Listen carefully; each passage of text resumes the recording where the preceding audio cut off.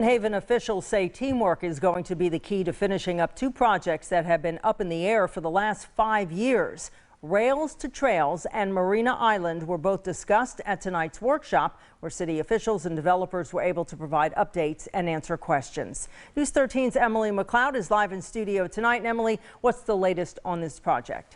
Well, Amy, both of these projects date back to 2017. In 2021, Lynn Haven officials secured $4.6 million from the Florida Department of Transportation for the Rails to Trails project. And new consultants are now involved in Marina Island. The projects are intertwined, and the next step is now figuring out how everyone can work together to make all of this a reality.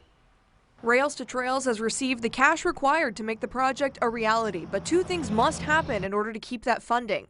Marina Island must turn over the deeds to the land, and Lynn Haven must sign the agreement with the Florida Department of Transportation by June 30th, 2022. If not, the $4.6 million goes elsewhere. I think the Commission understands how important it is to, first of all, get the deed signed over to the city, and secondly, sign the agreement so that we can put that in FDOT's hand, and then we can go out for bid.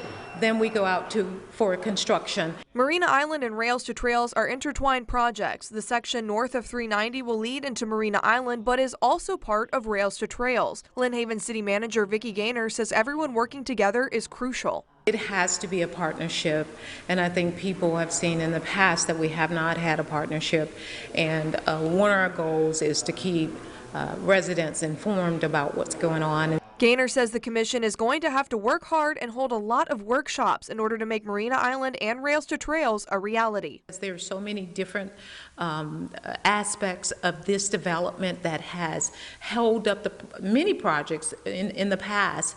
It's just not been that maybe we have not communicated with our residents very well.